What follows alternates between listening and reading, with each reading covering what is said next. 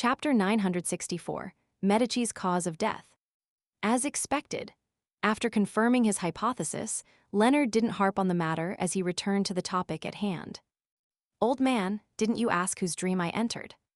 "Yes, on the day we sought revenge against Zangwill, Ammon's brother and a king of angels appeared." In his mind, the slightly aged voice didn't immediately reply. After a few seconds, there was a sigh. "It's just as I expected. Matters related to 00, it will often attract Adam. Thankfully, I chose to sleep ahead of time."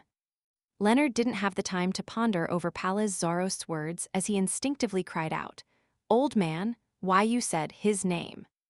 Adam's gaze was about to be cast over, or might have already landed on them. Slightly aged voice chuckled. "You actually know about Adam's trait? However, me mentioning him doesn't matter. He will only imagine that someone else is talking about him. Of course, there's no need for you to know too much. That will definitely make you occasionally think of it. Once that happens too frequently or at a close physical distance, Adam will also know of it, just like 008. Furthermore, 008's influence is limited to a huge city, while Adam's is the entire world." As horrifying as Ammon? Another form of horror. Leonard composed himself and forced himself to stop thinking about Adam as he ruminated over what Pallas Zarost had said. Suddenly, he nearly blurted out without suppressing his voice. "Old man, did you sleep not because you were weak, but because you were afraid of encountering Ammon's brother?" "Ahem," Pallas cleared his throat. "It was a result of both reasons, but they don't contradict one another. After giving you the 2 worms of time, my condition deteriorated again. Under such circumstances, how am I to deal with a king of angels and conceal my existence? I'm already old and feeble. There's no need for such developments, so it's almost necessary for me to hide." Leonard was momentarily at a loss for words and said after a few seconds, "Ammon and his brother should be older than you. The ancient sun god is an ancient god before the cataclysm." Without waiting for Pallas Zarost's reply, he heaved a sigh of relief. "That is to say that, because of your act of sealing yourself and sleeping, that king of angels didn't discover a problem with me." Pallas chuckled. "No, it was discovered." Leonard's expression sank as he nearly looked around frantically. He suspected that Adam was sitting in some corner, silently listening to his conversation with Old Man. At this moment, Pallas Zarost added, "You were very close to him. Do you think you can hide from a king of angels who has accommodated the spectator pathway's uniqueness? Besides, you likely cried out 'Old Man' impolitely at the most critical moment." Leonard was taken aback as he subconsciously answered, "Why, you heard it." He suspected that Old Man had heard him, but had deliberately chosen to ignore him for fear of being discovered by Adam. "No," Pallas's slightly aged voice teased, "I don't have to hear it to know what you would do. How can I not be aware of what kind of person you are?" Amidst Leonard's embarrassment, Pallas Zarost continued, "Adam definitely knows that you've been parasitized, but as I'd sealed myself and was asleep, he didn't discover who was parasitizing you. The demigods with such abilities aren't many, but it's also not a very tiny number." "Is that so?" Leonard instantly heaved a sigh of relief. He was most worried about having Adam see Old Man before returning to inform blasphemer Ammon. With this in mind, Leonard raised a question he had been wondering all this while. "Old Man, what's a king of angels?" Pallas Zarost didn't ask where Leonard had learned of this concept, as he simply explained, "Those that exceed sequence 1 but have yet to become a deity." If we are specifically talking about the 8 kings of angels, apart from those that meet the previous definition, they are the ones who served the ancient sun god before the cataclysm. What does it mean to exceed sequence 1 but have yet to become a deity? How is that achieved? By accommodating the so-called uniqueness. Leonard had the intention of asking, but he suspected that Old Man wouldn't answer in detail. He gradually decided to first talk about other matters before finding an opportunity to raise this issue again. He deliberated for a moment and said with a suppressed voice, "During the battle for revenge within Zangwill, I faced immense adversity, to the point of not being able to look at my enemy head-on, much less use the luck siphon charm. When seeking your help failed, I chose to chant Mr. Fool's honorific name and had received a response. After everything ended, I found myself heading for an ancient palace as though I was dreaming. It was above the boundless gray fog. Before Leonard finished his description, Palez, who had been listening quietly, cut him off. You met the fool. Yes, his aura is vastly deeper than the sea, loftier than the mountains. His figure was cloaked in the gray fog, preventing anyone from seeing it clearly. Leonard recalled his encounter and described in a poetic manner. He established an organization, holding a divine council, a true one every Monday afternoon. I'm already one of the members. Palez fell silent once again and didn't say a word for quite some time.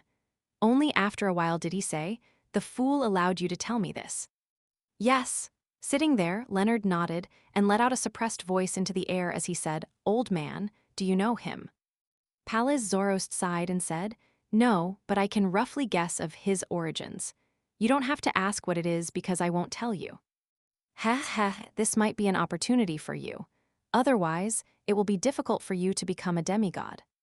Leonard turned agape before closing his mouth. He stopped mentioning the tarot gathering because Mr. Fool hadn't given him permission to go into the details of other matters. He thought and said, "Old man, is there another king of angels named Medici, known as the War Angel?" Palez tersely acknowledged. "You can also address him as Red Angel. However, he has long perished. You were even close to where he died." Where? Leonard was surprised, but he had no impression of that happening. Palez scoffed. "Are the memories of you people from the Evernight pathway so terrible? I recall that your goddess wasn't like that. Do you still remember the ruin found beneath Backland? The Tudor-Trunsost United Empire, the place where Alistair Tudor became Blood Emperor?" Leonard asked in enlightenment. Palez Zorost's slightly aged voice resounded once again. "That's right." As Leonard tried to figure out the logic embedded in this matter, he informed Old Man of the evil spirit. The remnant soul of Medici fused with the two angels of the Sauron and Einhorn family, becoming a brand new evil spirit. Palez repeated Leonard's words in disbelief. Following that, he couldn't hide his amusement and said, "The three of them are absolute archenemies, the kind that can't stand each other's existence. To think that they are together in death, fused as one, is truly, haha, it must be quite lively." Leonard didn't know what Old Man was laughing about as he subconsciously asked, "They are archenemies." Palez held back his laughter as he said, "Yes, the reason why Medici failed and was captured was because he was dealing with the Sauron ancestor who had fallen into his trap. It wasn't that he wasn't prepared, but that was mainly focused on the primordial demoness's side. Surprisingly, Alistair Tudor suddenly went mad. Hess, on this matter, Ammon and Adam had played a rather important role.